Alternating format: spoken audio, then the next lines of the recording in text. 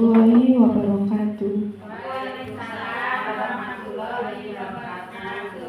Alhamdulillah, puji syukur kita atas kehadiran Allah Subhanahu wa Ta'ala yang telah memberikan kita kenikmatan dan kesehatan sehingga kita dapat berkumpul di TK Pertiwi Pandenan 2. Yang kedua, sholawat serta salam kita aturkan kepada junjungan kita Nabi besar Nabi Muhammad Sallallahu Alaihi Wasallam. Yang terhormat Ibu Kepala TK Pertiwi Pandenan 2, Ibu Sri Handayani SPD AUD. Yang terhormat Ketua Gugus Kantil Ibu Ani Sumarni. Kemudian yang saya hormati Ibu Guru Segugus Kantil yang tidak bisa saya sebutkan satu persatu. Sebelumnya izinkan saya untuk mengucapkan terima kasih kepada Ibu Kepala TK Pertiwi Pandenan 2 dan juga rekan guru Segugus Kantil yang sudah meluangkan waktunya untuk hadir dalam diskusi pengimbasan materi modul 1.4 penerapan budaya positif di sekolah. Ibu guru yang berbahagia, untuk memulai acara hari ini marilah kita membaca basmalah bersama-sama. Bismillahirrahmanirrahim. Baik ibu-ibu, terima kasih. Selanjutnya yaitu sambutan Ketua Gugus Kantil kepada Ibu Ani Sumarni, kami persilakan. Bismillahirrahmanirrahim. Assalamualaikum warahmatullahi wabarakatuh.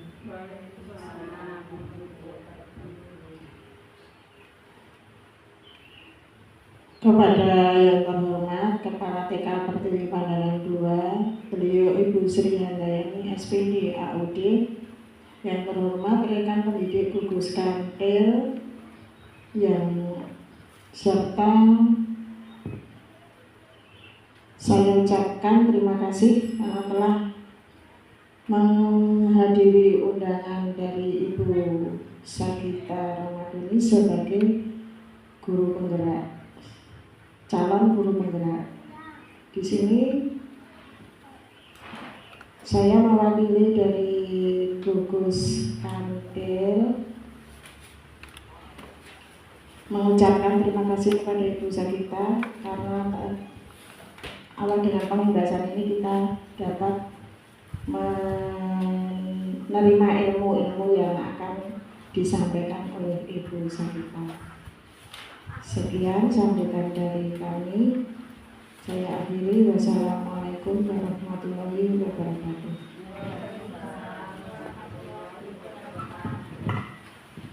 Terima kasih atas sambutannya Ibu Ani. Acara selanjutnya yaitu pemaparan penerapan budaya positif di sekolah. Pada kesempatan kali ini saya akan membawa 6 topik di ibu-ibu budaya positif di sekolah.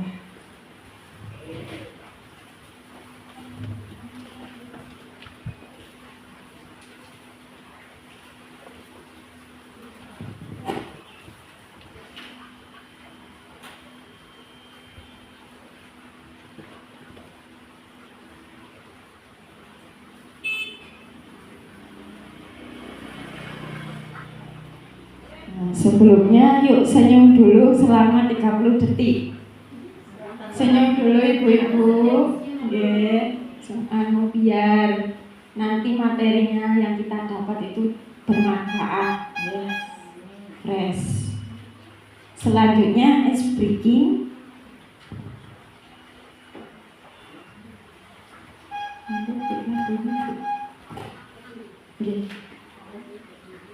Ini nanti berdiri dulu, mohon ibu-ibu. Nah, nanti berdiri. Kursinya digeser Bu, nanti soalnya kita bergerak. Nanti gini, bisa saya nembak Bu Marjuni aja membuat lingkaran jadi ada teman.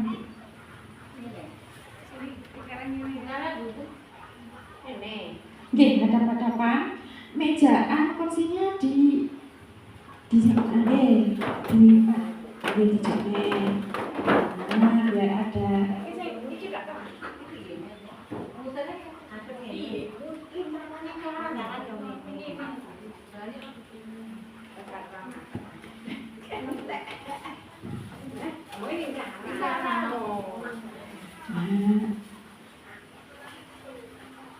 Nanti misal contoh nggih Bu Maryuni jenengan mungkin jongkok dan nanti Bu Ami sama Bu sinten Bumul tembak jenengan bumul ngaten nggih jenengan Bu Ami cepet-cepetan nggih gini diulang nggih nanti kan muter dulu muter terus nanti Bu Maryuni jenengan jongkok Pokoknya yang dipanggil jongkok. ya yang saya panggil nanti jongkok Bu Ani nanti cepet-cepetan sama Bu Mul terus ya bisa contoh nanti Bu Ibu jongkok nanti Bu Dian sama Bu Ani cepet-cepetan ngaten nggih Berarti sebelahnya ya. iya sebelahnya yang nembak ini belum ya.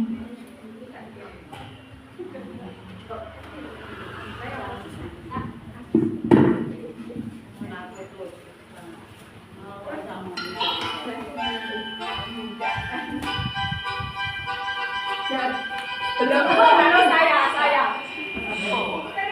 Ya, lihat dulu.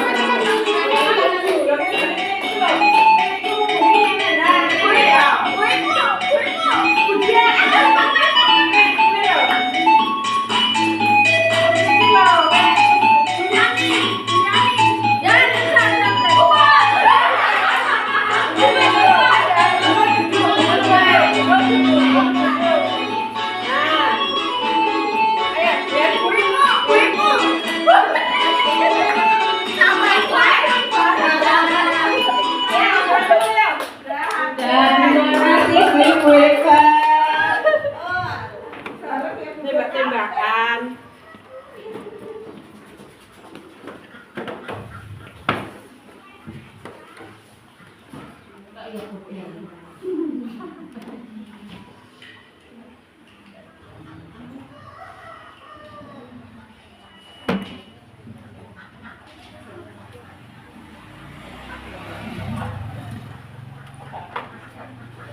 Terima kasih ya ibu-ibu sampun mrobyos napa dereng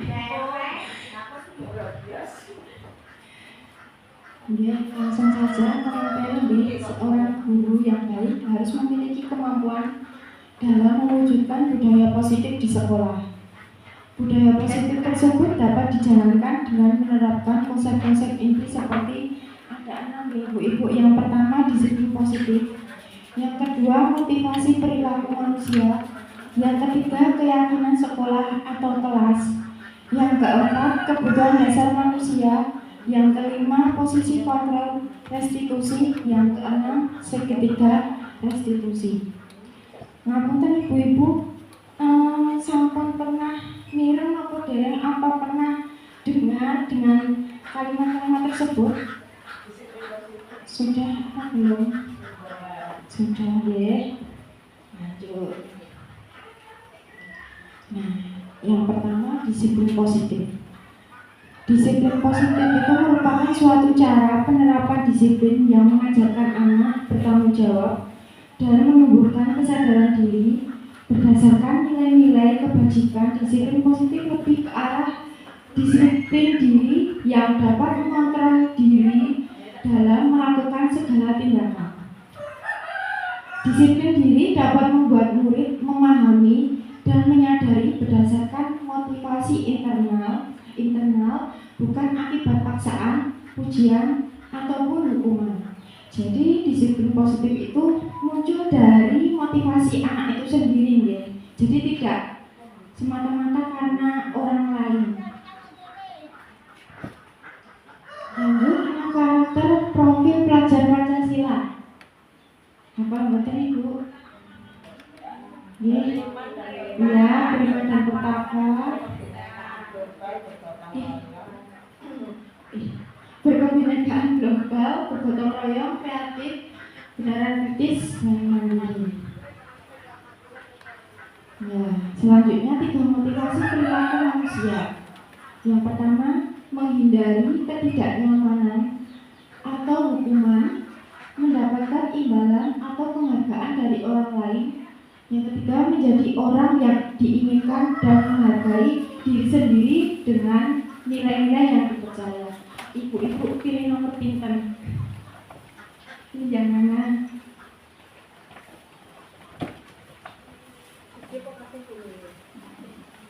Yang mana Ibu? Kalau menghindari ketidaknyamanan atau hukuman ini misal aku tuh tidak disenangi. Contoh seperti itu Ibu itu. Jadi dia tuh misal aku sih lain tuh tidak disenangi. Poin 1 seperti itu contohnya. Yang kedua, mendapatkan imbalan. Misal mendapatkan imbalan atau penghargaan dari orang lain. Kalau aku tidak menang, nanti tidak dikasih hadiah. Masih ada tidak ditekani ibu-ibu seperti itu. Masih deh, kalau bisa dihindari deh, karena kalau mendapat imbalan itu nanti ujungnya itu malah sampai kalau besar itu kayak bersaing dan kayak berkompetensi. Jadi 3 motivasi itu yang paling bagus itu yang menjadi orang yang diinginkan dan menghargai diri sendiri dengan nilai-nilai yang dipercaya. Jadi 3 poin ini yang paling baik itu yang ini Bu. Soalnya ini motivasi intrinsik, jadi motivasi dari diri sendiri, bukan dari orang lain. Kalau ini tadi kan dari orang lain, nek wong ngekei lagi dia merasa dihargai. Dan selanjutnya ya Ibu-ibu. Nah, sudahkah di sekolah panjenengan membuat keyakinan sekolah? Sampun damel apa dereng Ibu? Ya, keyakinan sekolah atau kelas itu guru berperan dalam mewujudkan terbentuknya keyakinan sekolah atau kelas dengan adanya kesepakatan antara guru dan murid. Keyakinan sekolah atau kelas berupaya pernyataan-pernyataan universal yang mudah diingat dan dipahami dan harus diterapkan di lingkungan sekolah. Jadi keyakinan sekolah atau kelas itu adanya kesepakatan antara guru dan murid. Nek zaman dulu kan peraturan kelas ya Ibu. Kalau sekarang itu sudah dirubah. Sekarang itu keyakinan kelas. Mengapa kok dulu peraturan kelas? Kalau dulu kan peraturan kelas yang buat gurunya sendiri. Kalau sekarang itu keyakinan kelas itu yang membuat antara guru dan murid. Sangat dipahami? Lanjut ya Bu. Selanjutnya langkah-langkah membuat keyakinan kelas. Yang pertama, meminta siswa untuk memilih gambar sesuai keinginan. Yang kedua, mengulas gambar keyakinan kelas. Yang ketiga, menyepakati keyakinan kelas. Berhubung di sini kita mengajar taraf TK, jadi saya hanya menulis 3. Sebenarnya ada 5, tapi di sini hanya 3. Meminta siswa untuk memilih gambar, karena kalau anak TK kan belum bisa menulis ya ibu-ibu, belum menulis apa yang diinginkan anak tersebut. Jadi anak itu memilih gambar. Selanjutnya kalau anak sudah menyetujui, maka kita mengulas gambar tersebut dan terakhir menyepakati keyakinan kelas. Nah, ini contoh keyakinan kelas yang sudah saya terapkan kemarin, kalau ini hanya contoh tugas dari tugas kemarin modul 1.4. Sedangkan ini sudah saya terapkan di kelas B. Yang selanjutnya kebutuhan dasar manusia. Ada berapa ibu? 5. Ada 5. Yang pertama apa? Bertahan hidup. Yang kedua Kasih sayang dan rasa diterima. Yang ketiga penguasaan. Yang keempat kebebasan. Dan terakhir kesenangan. Nah, kebutuhan bertahan hidup itu adalah kebutuhan yang bersifat fisiologis untuk bertahan hidup, misalnya kesehatan, rumah, dan makanan. Lanjut poin kedua, kasih sayang dan rasa diterima. Kebutuhan ini ada 3 kebutuhan, adalah kebutuhan psikologis, kebutuhan untuk disayangi dan diterima, meliputi kebutuhan akan hubungan dan koneksi sosial. Kebutuhan untuk memberi dan menerima kasih sayang, dan kebutuhan untuk merasa menjadi bagian dari suatu kelompok. Yang ketiga, penguasaan. Kebutuhan ini berhubungan dengan kekuatan untuk mencapai sesuatu, menjadi kompeten, menjadi terampil, diakui atas prestasi dan keterampilannya, didengarkan, dan memiliki rasa harga diri. Nah, kebutuhan ini tuh meliputi keinginan untuk dianggap berharga. Bisa membuat perbedaan, bisa juga membuat pencapaian kompeten diakui, dihormati. Selanjutnya kebebasan. Kebutuhan ini untuk bebas adalah kebutuhan akan kemandirian, otonomi, memiliki pilihan, dan mampu mengendalikan ke arah hidup seseorang. Anak-anak dengan kebutuhan kebebasan tinggi menginginkan pilihan. Mereka perlu banyak bergerak, suka mencoba-coba dan tidak terlalu terpengaruh orang lain, dan senang mencoba hal baru dan menarik. Jadi kebutuhan manusia kebebasan ini biar anak itu bereksplor, mencoba, menyukai apa yang dia suka. Dan selanjutnya kesenangan. Kebutuhan akan kesenangan adalah kebutuhan untuk mencari kesenangan, bermain dan tertawa. Jadi bayangkan hidup tanpa kenikmatan apapun, betapa menyedihkan. Blazer menghubungkan kebutuhan akan kesenangan dengan belajar. Semua hewan dengan tingkat intelijensi tinggi seperti anjing, lumba-lumba, primata, dan lain-lain bermain. Nah, saat mereka bermain, mereka mempelajari keterampilan hidup yang penting. Manusia juga tidak berbeda. Jadi manusia itu juga tidak berbeda dengan hewan yang mempelajari keterampilan. Kan juga hewan kan juga belajar dulu ya sebelum terampil. Nah, selanjutnya studi kasus.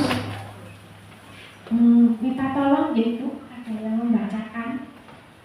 Silakan.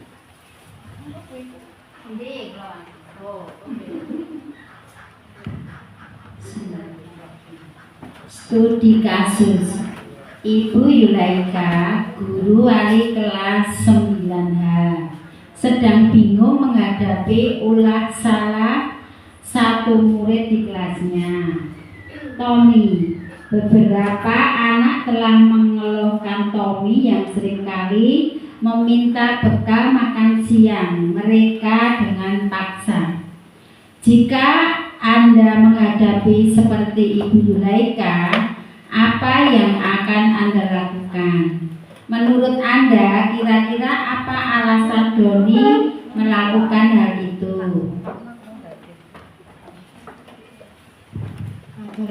Ibu Mol, jadi studi kasusnya tadi Ibu Julaiha itu merupakan guru wali kelas 9H.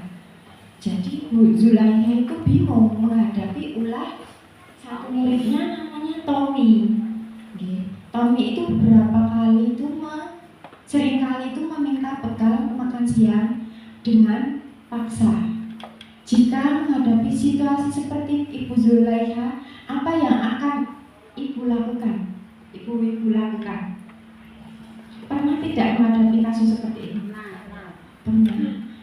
Yuk kita lihat jawabannya. Nah, alasan pertama Tommy itu karena ia lapar dan orang tuanya tidak membawakannya bekal makan siang. Maka kebutuhan dasar yang sedang berusaha dipenuhi oleh Tommy itu kebutuhan apa tadi Bu? Kebutuhan untuk bertahan hidup. Nah, jadi Tommy itu mungkin tidak dibawakan bekal, makanya Tommy itu mengambil bekal dari teman-temannya seperti itu gitu.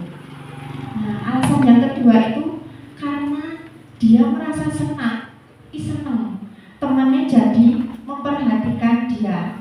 Ketika temannya melaporkan tindakannya itu pada gurunya memberitahu orang tuanya, sehingga orang tuanya jadi memperhatikan dia. Maka kebutuhan dasar yang sedang dipenuhi Tommy adalah kebutuhan akan kasih sayang dan rasa diterima. Oke, aku tidak lagi buku para bapakku. Oke, aku disayang. Jadi kayak caper gitu nih, ibu kesannya ya kurang perhatian. Alasan yang ketiga, karena temannya jadi takut dengan dia dan menuruti keinginannya. Kan tadi soalnya dia itu memaksa dipaksa. Maka sebetulnya Tommy sedang berusaha memenuhi kebutuhan dasarnya akan kekuasaan karena Tommy tadi memaksa gitu. Alasan yang keempat, karena dia merasa bosan dengan bekal makanan yang dibawakan ibunya dari rumah. Karena ibunya selalu membawakan bekal yang sama. Oleh karena itu, dia ingin mencoba makanan teman-temannya yang beraneka ragam. Maka Tommy sedang berusaha memenuhi kebutuhannya akan kebebasan. Bisa jadi ibunya membawakan bekal yang sama, makanya Tommy itu kayak ingin kebebasan, ingin mencicipi bekal dari teman-temannya. Nah, alasan yang kelima, karena ia melakukannya karena iseng. Biasa nih ibu-ibu kalau siswa SMP itu kan sudah masa puber nih. Jadi karena ia iseng saja dan ia menikmati ekspresi wajah teman-temannya yang kesal karena diambil makanannya, dan menurut dia ekspresi teman-temannya itu lucu. Maka Tommy sedang berusaha memenuhi kebutuhan akan nopo kesenangan. Selanjutnya posisi kontrol. Yang pertama nopo Bu? Penghukum. Yang kedua pembuat rasa bersalah. Yang ketiga pemantau. Yang keempat teman. Yang kelima manajer. Nah, jenengan di posisi mana ibu-ibu? Teman. Nama boleh? Pemantau, bisa. Iya, karena kita kalau sama murid itu mantau, oh ya murid ini sudah bisa ini, ya. Pemantau. Ada lagi? Ya, betul. Manajer. Di antara kelima posisi kontrol tersebut, seorang guru hendaknya menggunakan posisi kontrol sebagai manajer. Betul, ibu-ibu. Karena pada posisi ini, guru akan mengarahkan murid untuk bertanggung jawab atas tindakannya dan mendukung murid agar menemukan solusi atas permasalahan yang dia hadapi. Posisi ini mengacu pada restitusi yang mendorong murid untuk menjadi manajer bagi dirinya sendiri, sehingga tercipta identitas positif berdasarkan motivasi intrinsiknya. Nah, jadi dari kelima posisi kontrol guru itu tadi yang paling bagus niku di posisi manajer, karena guru itu mengarahkan untuk bertanggung jawab. Nah, selanjutnya segitiga restitusi. Nah, segitiga restitusi itu ada 3 poin, Bu. Yang pertama, menstabilkan identitas. Yang kedua, memvalidasi tindakan yang salah. Yang ketiga, menanyakan keyakinan. Ngapunten ibu-ibu, nate mireng segitiga restitusi nopo dereng? Belum ya. Jadi gunanya segitiga restitusi itu, misal ya, saya beri contoh. Misal anak itu membuang sampah sembarangan. Nah, jadi misal anak membuang sampah sembarangan langsung dilok nih. Kok kowe buang sampah sembarangan ini piye? Mesti refleks kita spontan langsung seperti itu. Nah, seharusnya itu kita melakukan segitiga restitusi. Yang pertama, menstabilkan identitas. Nah, pertama-tama dulu guys. Nah, setiap orang itu pasti pernah melakukan kesalahan. Nah, bisa anak tersebut membuang sampah sembarangan. Nah, kita melakukan pendekatan seperti ini. Setiap orang itu pasti melakukan kesalahan, Mbak. Bisa Mbak A, kan gitu. Nah, selanjutnya validasi tindakan yang salah. Nah, Mbak A tentu punya alasan ngopo kok buang sampah sembarangan. Pasti kan anak itu punya alasan kok buang sampah sembarangan. Nah, kemarin saya mengerjakan tugas itu, anak tersebut itu pengen cepat-cepat main, betul Bu Rina. Jadi anak itu, aku pengen cepat-cepat main Bu. Nah, alasannya seperti itu. Nah, terus kita menanyakan keyakinan. Kan tadi sebelumnya sudah membuat keyakinan kelas. Nah, jadi keyakinan kelas apa yang telah kita sepakati? Jadi misal bahasanya, kan kemarin kita sudah membuat kesepakatan kelas. Nah, kita sudah membuat kesepakatan kelas bersama. Kalau membuang sampah sembarangan itu merupakan perbuatan baik apa buruk ya. Nah, jadi kita tanyakan kepada anak, tidak langsung mengejudge anak. Oh, kowe iki buang sampah sembarangan salah. Ngerebut mainannya koncone salah. Ngantemi koncone salah. Nah, mungkin ada faktor yang kita itu tidak tahu gitu. Jadi kita harus menggali dengan segitiga restitusi terlebih dahulu. Selanjutnya, segitiga restitusi guru yang berperan sebagai manajer menerapkan melalui 3 tahap. 3 tahap segitiga restitusi dalam menyelesaikan masalah. Yang pertama tadi apa Bu? Menstabilkan identitas. Yang kedua, validasi tindakan yang salah. Yang ketiga, menanyakan keyakinan. Nah, dengan mengarahkan menjadi pribadi yang mandiri dan bertanggung jawab. Dengan mengarahkan penerapan segitiga restitusi itu harapannya menjadi pribadi yang mandiri dan bertanggung jawab. Nah, selanjutnya menstabilkan identitas. Menstabilkan identitas itu dilakukan berdasarkan prinsip bahwa membuat kesalahan adalah bagian dari proses pembelajaran yang nantinya akan menggeser identitas gagal ke arah identitas sukses. Pernah nggak ibu-ibu membuat kesalahan? Pernah. Jadi berbuat salah itu hal yang manusiawi, tidak ada manusia yang sempurna. Kita pasti bisa menyelesaikan permasalahan ini. Ini salah satu contoh Bu, cara menstabilkan identitas. Bapak Ibu tidak tertarik untuk mencari tahu siapa yang benar, siapa yang salah. Bapak Ibu lebih tertarik untuk menyelesaikan masalah itu secara bersama-sama. Kalau kamu menyalahkan dirimu sendiri terus-menerus, apakah kamu bersikap baik pada dirimu sendiri? Kan tentu tidak, yaitu. Nah, selanjutnya itu poin 2, validasi tindakan yang salah.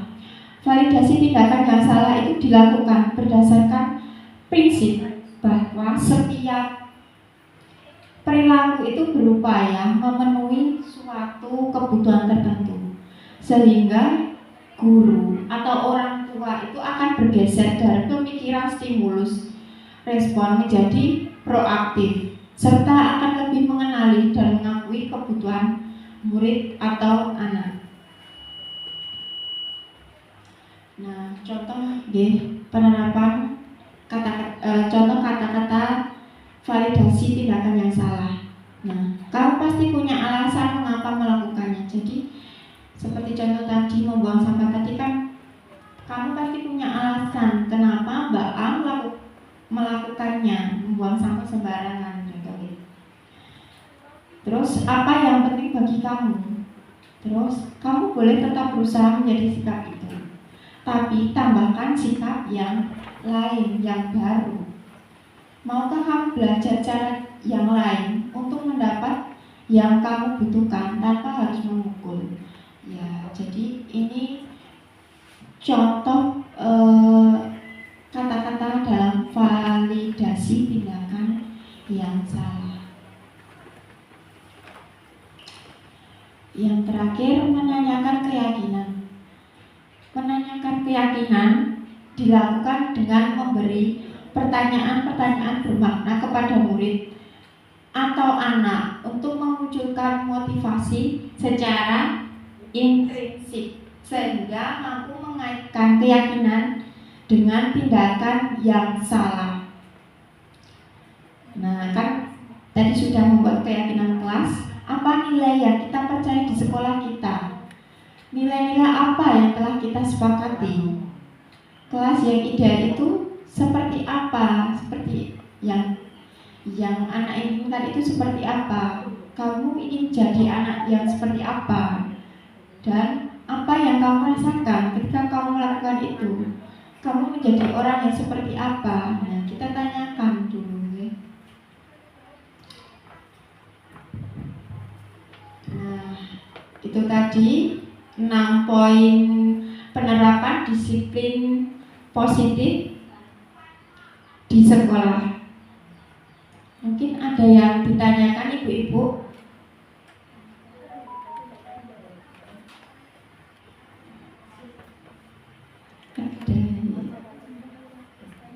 Ada yang ingin ditanyakan ibu-ibu?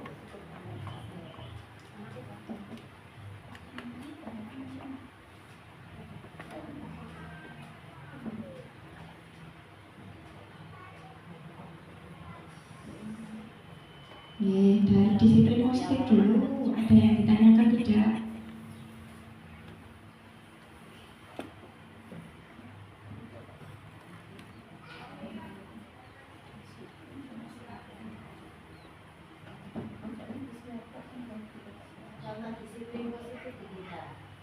Contoh Disiplin positif pada anak.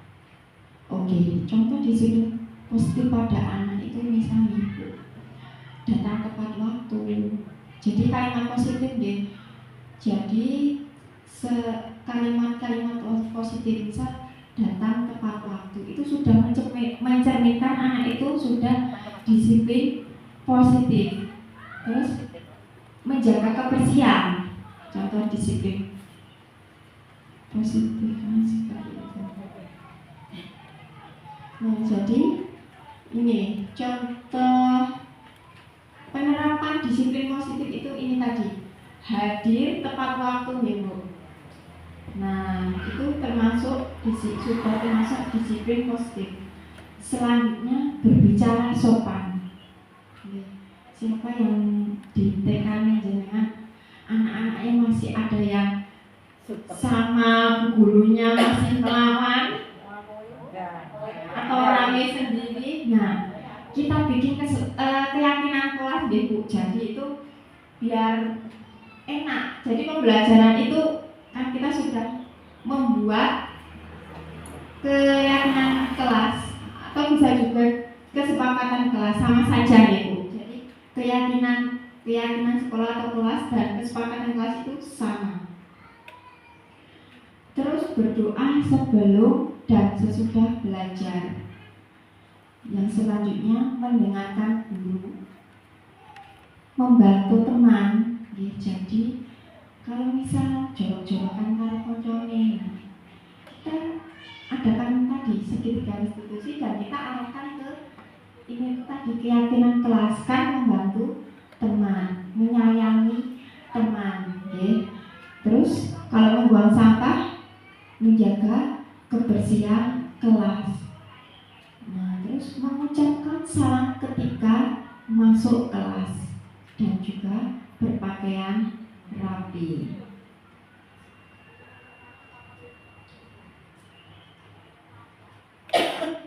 Sudah ada gambaran belum Bu mau membuat keyakinan kelas di sekolah?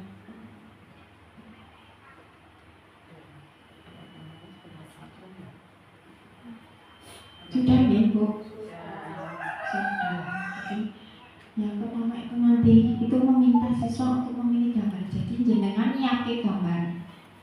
Nah, nyiapke gambar mungkin beberapa gitu. Nanti anak memilih dan nanti terus menempel sendiri.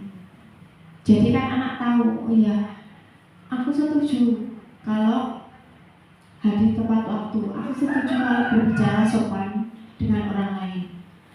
Jadi yang menyetujui itu kesepakatan antara guru dan murid itu.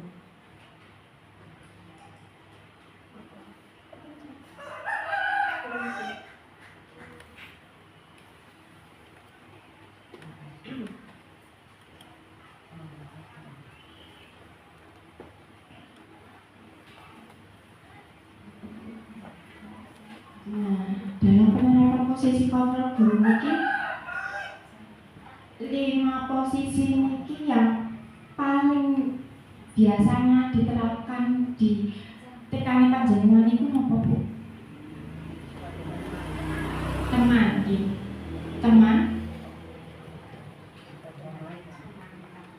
pemantau. Nah, yang paling bagus itu manajer. Okay. Sebabnya boleh kita sama anak wali murid itu menjadikan anak itu sebagai teman kita dan juga sebagai pemantau.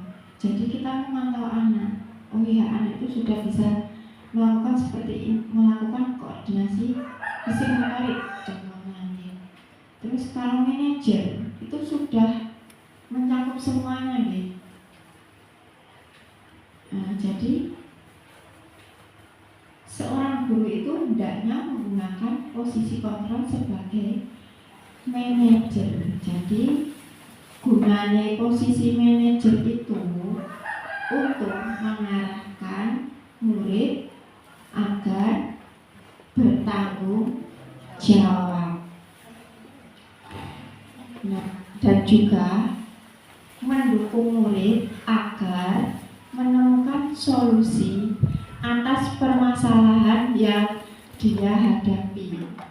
Nah, misalnya ada salah satu anak yang kurang kasih sayang sama orang tuanya, sehingga seperti studi kasus Tommy tadi ya Bu, kan tadi kurang kasih sayang sama orang tuanya dan akhirnya Tommy tadi memaksa bekal kepada teman-temannya. Nah, jadi gunanya posisi kontrol guru sebagai manajer itu agar mendukung murid itu menemukan solusi atas permasalahan yang dia hadapi. Nah, segitiga restitusi. Nah, segitiga restitusi ini ibu-ibu sudah menerapkan belum? Belum. Oke, harapannya setelah pemaparan materi budaya positif di sekolah ini, ibu-ibu membuat keyakinan kelas dulu ya. Ya, itu poin penting. Pakai tulis tangan nggih mboten napa-napa. Nggih. Jadi tidak ada kata salah dan benar nggih, Bu. Yang penting sudah berusaha biar tercipta budaya positif. Jadi biar terbiasa, anak itu biar terbiasa. Jadi besok untuk ke SD-nya itu sudah memiliki motivasi intrinsik. Jadi penanaman dirinya itu sudah muncul. Jadi dia itu sudah melakukan kesalahan itu dia sudah mengakui dulu gitu loh. Jadi kan ada toh anak-anak, mohon maaf, ada anak-anak yang berbuat salah tapi dia tidak mengakui. Ada kan seperti itu kan Bu. Nah, tujuannya keyakinan kelas itu, tujuan dari keyakinan kelas itu tadi itu agar tercipta motivasi intrinsik dari dalam diri anak dulu. Jadi dia itu penanaman dirinya, oh ya aku salah.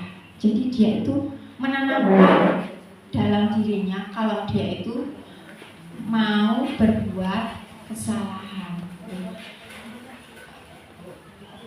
Diunjuk dulu mboten napa di dahat makanannya sambil makan. Nggih.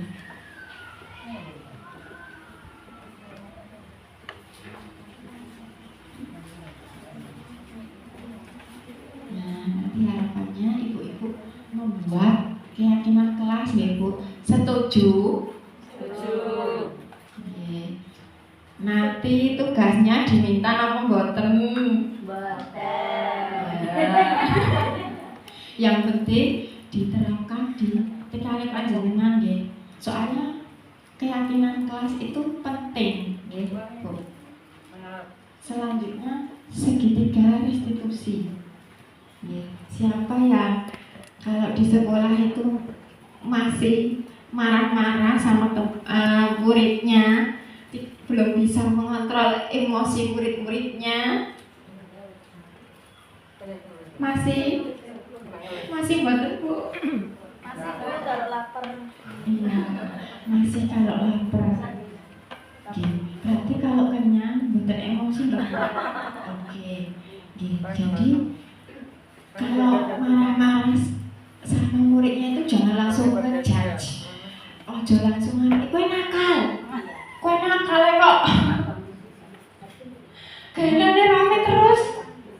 Nah, kalau zaman sekolah dulu, nggih Bu, napa Bu? Hukumannya itu dikon ngomong. Nah, di depan terus kau nyanyi, hubungannya apa dengan tindakan dia yang salah? Misal anak tersebut gojek sama temennya, nah terus dihukum dikon nyanyi, hubungannya apa? Nggak ada hubungannya ya Bu.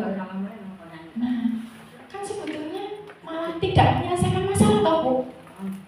Malah ya bisa saja terjadi anak tersebut jadi down gitu, jadi trauma gitu, malah kayak kurang percaya diri. Bisa terjadi loh Bu kalau kita memberi hubungan seperti itu. Nah, solusinya itu tadi kita face to face, jadi langsung empat mata. Kalau langsung empat mata kan anak itu tahu kesalahannya apa, ngoten nggih.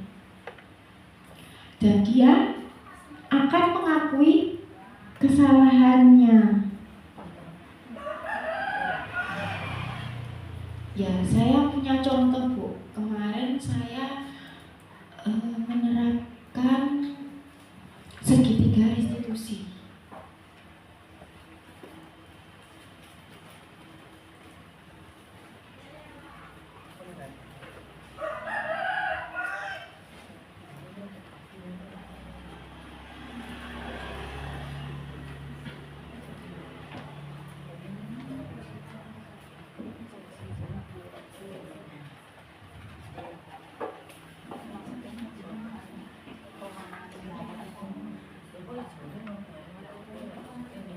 Ada suara nih.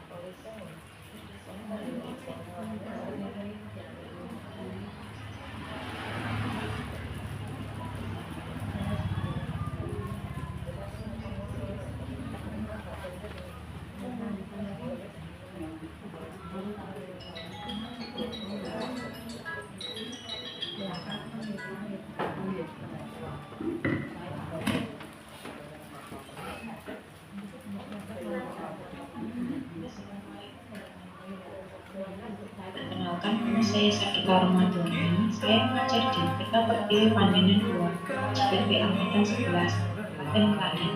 Di sini saya akan memaparkan demonstrasi kontekstual modul 1.4 budaya positif, penerapan segitiga restitusi di sekolah.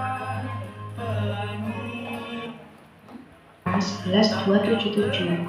Fasilitator Pak Ahmad Rifai, pengajar praktik Ibu Nurul Kusumaningrum, dan saya sendiri Sakita Ramadhani, CGP Angkatan 11. Sehingga mereka bisa menggelar institusi yang pertama, menstabilkan, menanyakan adalah bagian dari dengan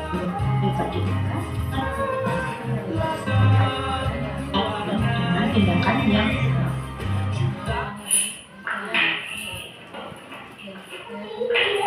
Ini kasus yang pertama, Naura dan Hasna Bentar, berpermainan saat gantian. jam istirahat.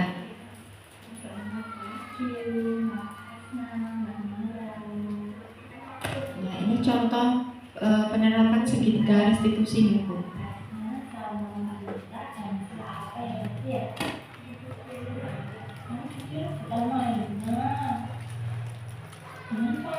Mbak Hasna mainannya mau direbut ya? Apa betul Mbak Naura tadi Mbak Naura ngebut mainan dari Mbak Hasna? Kenapa? Kamu nggak boleh pinjam sama Mbak Hasna. Kenapa kok Mbak Hasna nggak pinjam Mbak Naura? Karena mau direbut. Di sini kita tidak menyalahkan Mbak Naura sama Mbak Hasna, karena kita sudah membuat keyakinan kalau sesama teman itu saling menyayangi sesama teman. Kalau untuk mainan itu menyayangi teman apa tidak ya?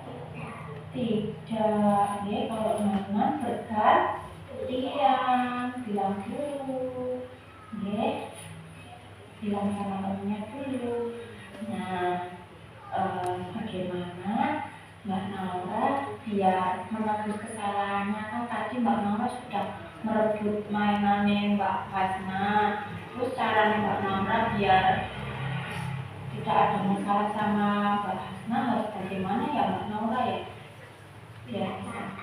Oh iya, minta maaf. Coba Mbak Naura minta maaf sama Mbak Hasna. Ya, minta maaf. Besok main bersama-sama lagi, ya. Mainnya bergantian. Oke, tas dulu. Tas dulu. Ya. Selamat pagi Mbak Laras. Tadi kita lihat Mbak Laras. Contoh kasus kedua, Mbak. Jadi Laras itu membuang sampah sembarangan. Harusnya kalau buang sampah itu di mana ya? Dia menjawab Sampah. Kalau buangnya di tempat sampah, nanti lingkungan kita jadi kita tanyakan. terus kelasnya jadi Nah, kalau membuang sampah pada depannya itu maka kelas kita akan menjadi besok tidak diulangi lagi ya Mbak Jadi Naras rapi. ya, buangnya di tempat sampah. Oke kan keyakinan kelas kita. Nah, kita tanyakan lagi keyakinan kelas kita. Kan tadi sudah membuat kesepakatan kelas. Terima kasih. Salam guru penggerak. Bergerak, bergerak, Gerak-gerak biar rapi. Gitu tadi contohnya dari penerapan segitiga restitusi. Sampun enten gambaran apa dereng Bu? Insya Allah. Oke. Ya, jadi harapannya nanti itu panjenengan bisa membuat keyakinan kelas, nggih Bu. Jadi nanti harapannya panjenengan bisa membuat keyakinan kelas. Yang kedua, penerapan segitiga restitusi. Kan tadi ada berapa Bu? Ada 3. Yang pertama, menstabilkan identitas. Yang kedua, validasi tindakan yang salah. Yang ketiga, menanyakan keyakinan. Oke.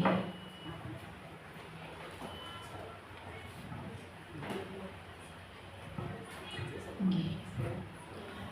Ada pertanyaan lagi Bu Ibu? Ada pertanyaan lagi apa mboten? Apa panjenengan nanti punya masalah pernah dapat masalah menurut saya gini solusinya gini harus bagaimana atau gimana?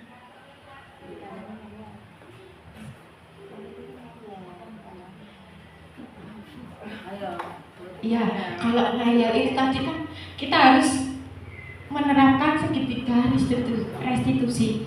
Kan pasti di dalam lingkungannya atau di rumahnya kayak kurang kasih sayang. Biasanya loh. Iya, biasanya kalau anak seperti itu biasanya kurang kasih sayang di dalam keluarga. Jadi dia itu melampiaskan kasih sayangnya itu di sekolah, bisa saja terjadi. Jadi biar cari perhatian ke gurunya atau ke temannya, biasanya seperti itu Bu. Terus ada lagi yang ini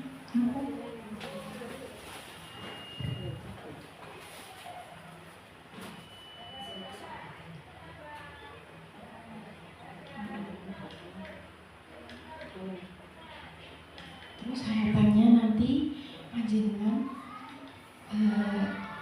dari kelima posisi kontrol itu menjadi manajer nih Bu, harapannya nggih. Soalnya posisi manajer ini tuh mengarahkan murid untuk bertanggung jawab. Jadi sangat penting banget nih Bu di dalam posisi kontrol manajer ini. Terlebih kepala sekolah harus menjadi manajer gitu Bu. Itu wajib ain. Wajib. Jadi sebagai kepala sekolah itu harus bisa mengontrol, mengatur dan mengontrol.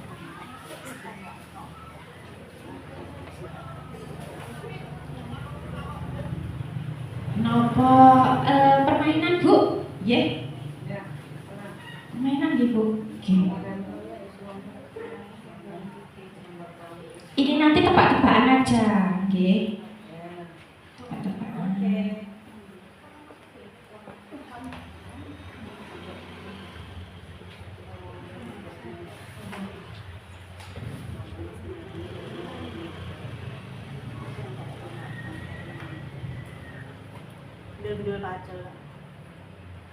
Bukan Bu, sebentar lagi.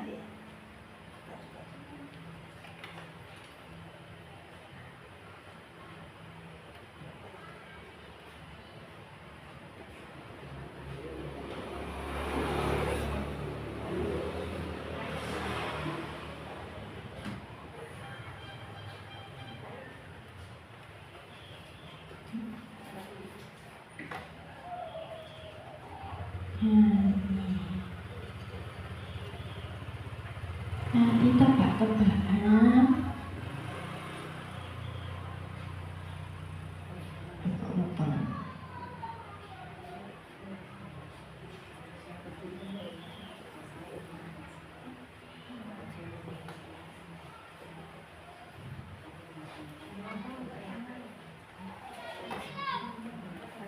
Nah, game tebak makanan yang ada di Indonesia.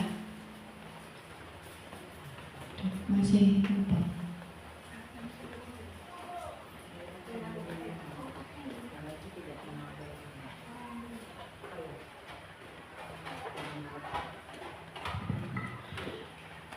Nah, yuk Bu, ditebak Bu, napa niki Bu? Makanan yang ada di Indonesia. Napa Bu? Asinan. Apa bener Bu Cuci, Bu Suci. Asinan, betul. Yang kedua, napa niki Bu? Makanan Rendang. betul, rendang. Ketiga, apa niki Bu?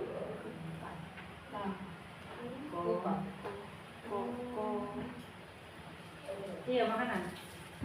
Makanan deh, makanan. Belakangnya rak. Ketoprak. Betul, ketoprak. Selanjutnya, ayo Bu, nama Bu. Makanan Palembang. Ya, betul, empek-empek. Selanjutnya,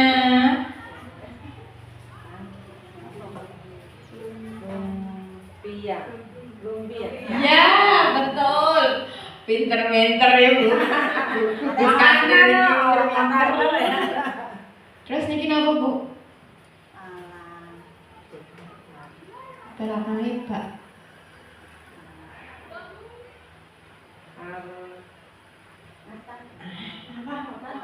Martabak.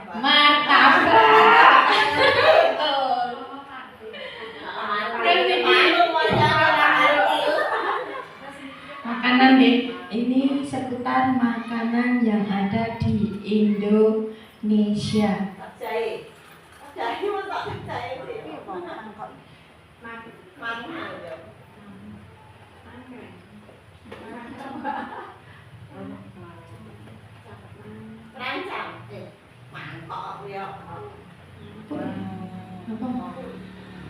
Es campur. Nasi campur. Tidak apa. Sudah habis. Terima kasih. Terima kasih. Selanjutnya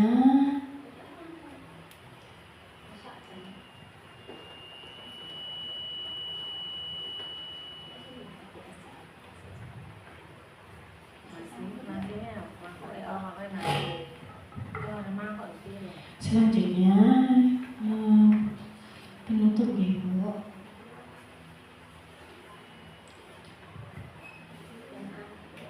Mari kita saling mendukung dan juga berkolaborasi sesama teman ya.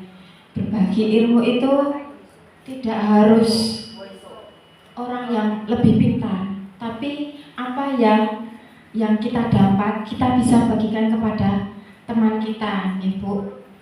Jadi harapannya itu dengan penerapan budaya positif di sekolah kita ini, kita bisa mengembangkan anak didik kita itu agar lebih semangat.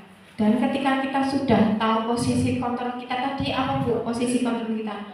Sebagai manajer restitusi dan juga penerapan segitiga restitusi, kita semua itu sama-sama belajar memposisikan diri kita, Bu, dan juga belajar memahami kebutuhan murid kita. Jadi harapannya kita itu tahu keinginan murid kita, kebutuhan murid kita. Semoga kedepannya itu kita dapat menjadi dampak positif dari peserta didik kita. Demikian Ibu-ibu pemaparan materi modul 1.4 penerapan budaya positif di sekolah. Bila ada kurangnya, saya mohon maaf. Wassalamualaikum warahmatullahi wabarakatuh. Terima kasih. Waalaikumsalam warahmatullahi wabarakatuh.